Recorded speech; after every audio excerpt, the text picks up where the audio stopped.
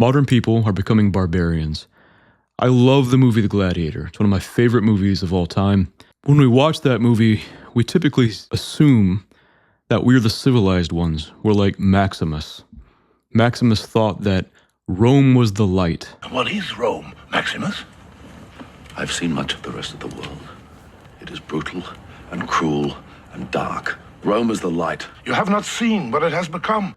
And that the rest of the world was dark and brutal. But what if we're not Maximus and the Romans, the civilized ones? What if we're the barbarians? How would the Romans or the Greeks look at the current state of Europe and the United States? I'm beginning to think they would look at us as something like barbarians. Here's an ancient Greek lexicon. Here's what the word barbarian meant for them. The word has changed meanings over the centuries, but for the Greeks, the word was barbaros. And it's possible they got this word from the Arabs. Think the Barbary pirates, which I served in the United States Marine Corps. Thomas Jefferson sent the United States Marines to to take care of the Barbary pirates, who had white slaves, Christian slaves. You don't hear about that as much in history. Although this adjective is not certainly attested until the 6th century BC, it must be much older, for Homer uses a compound version of it, perhaps to be understood as Babel sounding, to describe the people of Caria, and he uses this in the Iliad 2.867. It's possible that the word actually just meant how the Greeks heard other people with their languages. Bar. I've never prayed to you before. It meant uncouth speech or babble sounding. Now the word shows up in the New Testament in Greek several times actually. In Romans chapter 1, St. Paul's writing, and he says he's not ashamed of the gospel of Christ because it's the power of God unto salvation to everyone who believes, to the Jew first and also to the Greek. But he says in verse 14, I am debtor both to the Greek and to barbarians, both to the wise and to the foolish. It's also used in 1 Corinthians 14:1 in a linguistic sense, because Paul says, if then I do not grasp the meaning of what someone is saying, if they're speaking in tongues, I am a foreigner or a barbaros to the speaker, and the speaker is a foreigner, barbaros to me. In Acts 28, the word is used again because Paul goes to a place outside of the mainstream Greco-Roman culture, and they are barbarians. The King James literally translates it barbarians. But Paul says that these barbarians were very kind to him. Over time, the word took on different connotations. I think the Greeks did have a bit of a pejorative use to the word for non-Greeks, anyone who wasn't Greek, frankly, who didn't speak their language. It meant also, they also considered the Romans, the Latins, barbarians at first. There really was some cultural tension between the Romans, who later conquered the known world, including Greece, and Greece. I think that the Romans did look down a bit on the Greeks. They sided with the Trojans, if you will. But there was a respect for the Greeks because they were very sophisticated, civilized people in some ways. Their philosophy, their architecture, the complexities of their religion. But to anyone else, including other civilizations, well, they were barbarians. Why? Because they didn't understand the cultural traditions that the Romans had inherited, the culture and civilization that had flourished under the Roman Empire. And that word, that negative connotation, goes into the modern world. Here's Machiavelli, the prince. In chapter 26, he gives an exhortation to deliver Italy from the barbarians. And by barbarians, he means non-Italians, other Europeans. The prince should free Italy from these other Europeans who are less civilized. Nor can it be expressed with what joy, with what impatience of revenge, with what fidelity, with what compassion, with what tears such a champion would be received into all the provinces that have suffered by those barbarous inundations. Virtue shall arm against raids, and in short fight prove the Roman valor is not extinguished quite. When Germanic peoples, if you will, conquered Rome, they were barbarians. Rome could conquer till their heart's content. But in their mind, even for all their violence and things that I would see as immoral. In their mind, they were spreading civilization, culture. Now, the reality is there were things that we would see as uncivilized in the Roman Empire for good reason. There were some men there were abortions being committed outside brothels. These women would become pregnant and they would murder the child and dispose of it, perhaps in mass graves. It was very common. Some powerful men would use boys as sex toys. It was Christianity, I think, that began to change these things. That took warrior peoples like the Germans and Christianized them. The Vikings, the Goths, the Germans, the Franks. But something incredible happened. Rome conquered the world, spreading Greco-Roman civilization. And Athens and Jerusalem met in Christianity. The revealed religion of Christ, the Ten Commandments, but also the teachings of Christ, the religion of Christ, the feast of Christ began spreading through the lands that Rome had conquered. And when Rome fell, this brief period of dark ages, very brief, and Christianity that had already flourished in these European, North African, Eastern lands, pulled civilization up from the abyss. The works that we have from the ancient world, from antiquity, many of them are preserved by Christians. Think Beowulf. Much about what we know about the ancient world is from the church fathers, the Christians who wrote about them. Monks who preserved the writings when libraries had been destroyed, when police forces fell apart, when standing armies fell apart, when roads would have crumbled. Architecture wasn't kept up. It was Christianity that began to pull society from that abyss. Christendom was born, and Christendom was seen as the inheritor of Greco-Roman civilization, as was Byzantium. Christianity isn't just a white man's religion. This was in parts of Africa and the Far East. People who are now Muslims, well, those lands were conquered by Muslims, but they were Christian, and there are Christians there still. Oxford University. The university is a Christian institution. What does the word gentleman mean? The word gentleman doesn't just mean polite. Though it means that, it means to be refined, to have a certain work and effort that you've put into disciplining and refining your mind, to understanding this tradition that you've inherited, a certain body of knowledge, of culture. Not just pop culture, but high culture. There was a dream that was America. The United States wanted to not reject that tradition, but have the ordinary man, not just English nobles or aristocrats or European nobles, but normal men have access to this tradition. Education was not just he could be a machine, a cog in the machine, the capitalist machine. It was to pass on the arts, the culture that we've inherited. It was to teach us how to be human, what it means for human flourishing, to live a good life, to be happy, not just emotionally, but a balanced person, a virtuous person. But somewhere along the line in modernity, those things began to be rejected for a few reasons. One, because they were seen as not particularly useful. This utilitarian idea that humans should be functional, and they should be. You should be useful. If you're a man, particularly, you should be useful. You should be able to provide for your family. You should be good at your job. You should be able to carry your weight. I think this is true for men and women. But that's not the sole point of education. It never was. Plato and Aristotle and Christianity were eclipsed by STEM. We pat ourselves on the back for passing on some type of low-level literacy, frankly, and chemistry, and some amount of math in high school. And those things are to be commended. But what have we stopped teaching? What have we lost? Reading Plato doesn't mean you are productive at work. But something more insidious was taking place as well. The rejection of our own cultural inheritance. Deliberate rejection of it.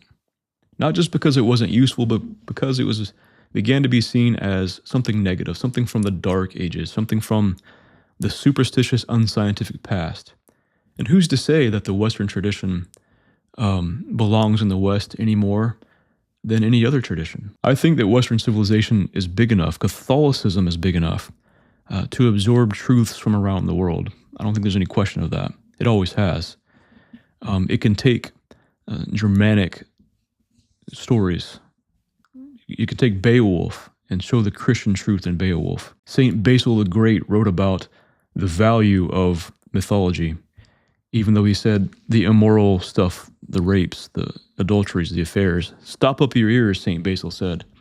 But the beautiful things that embody truth and virtue, keep those things. Young men can read those things and benefit from those things. People used to learn Latin and Greek.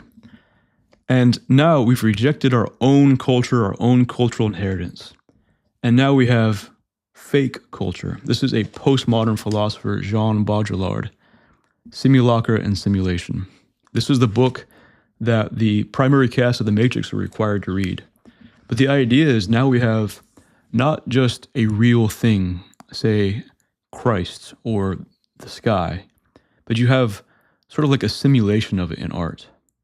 But then you reject that, or you move further from it and you have a copy of the copy, and then a copy of the copy of the copy, so that now we no longer have access to the real, genuine article. We have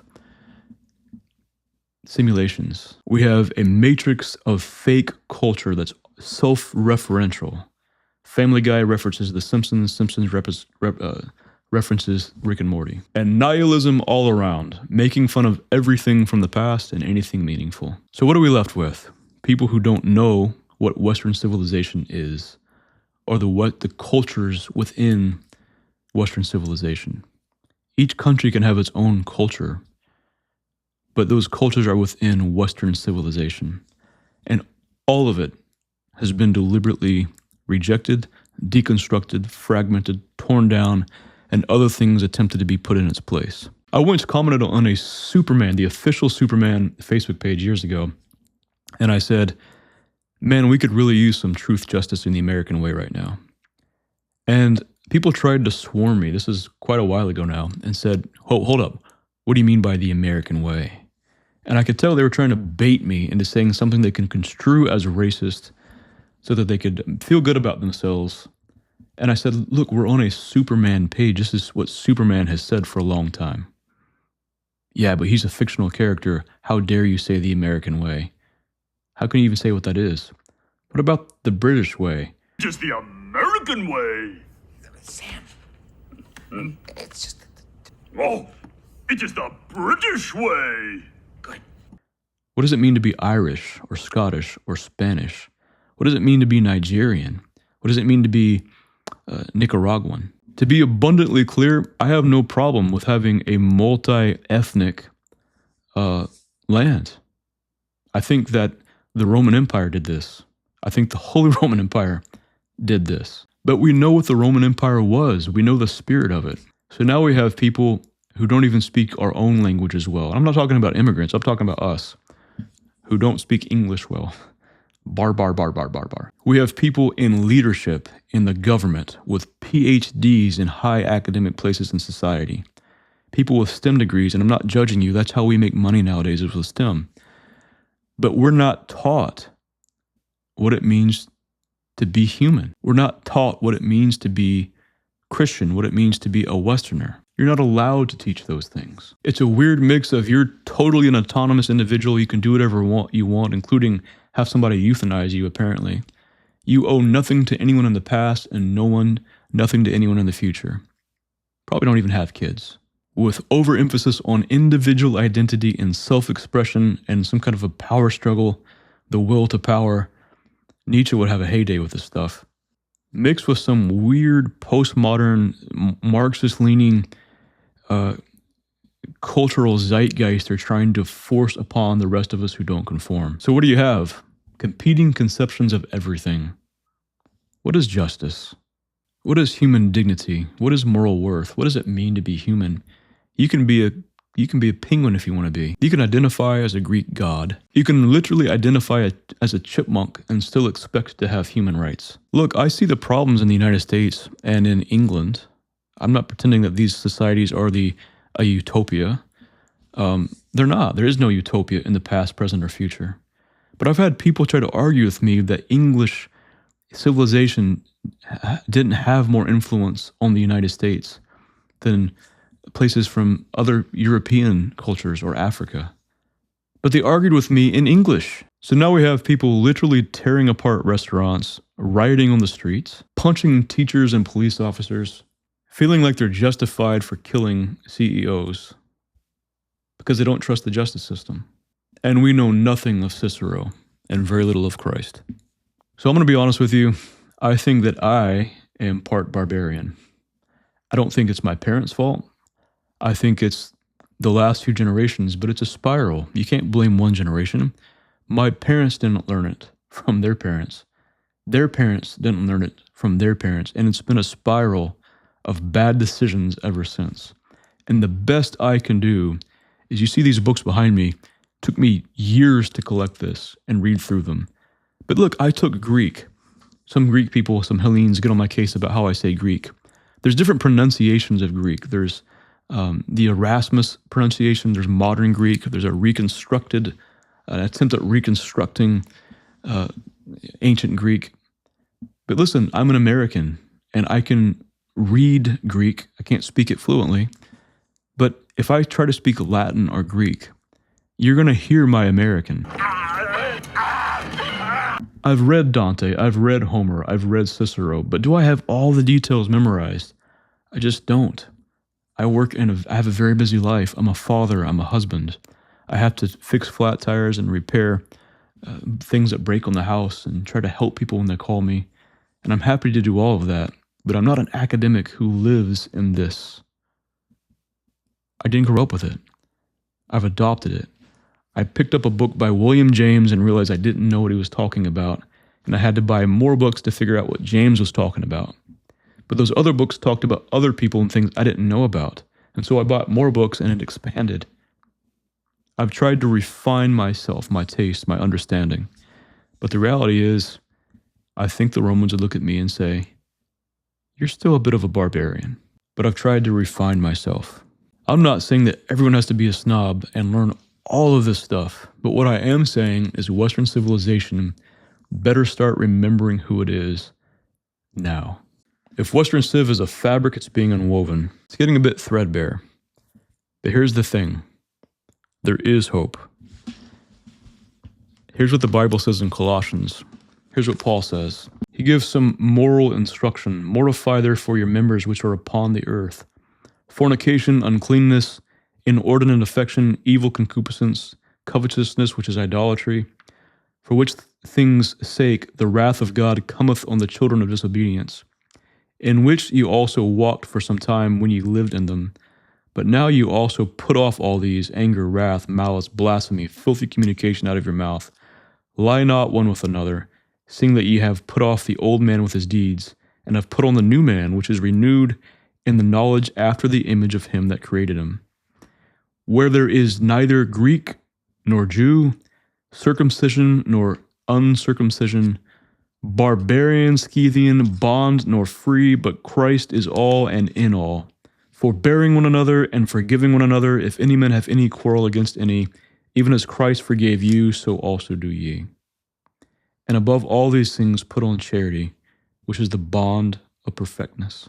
The reality is, it wasn't just Cicero, it wasn't just Athens, it was also Jerusalem that built Western civilization. And I have trust, I have hope and optimism that it can happen again. I think we're on the verge of one of two things: an actual cultural dark age or a cultural renaissance. It's up to us to choose. But no matter how bad things get, I hope you know your life genuinely matters. You matter.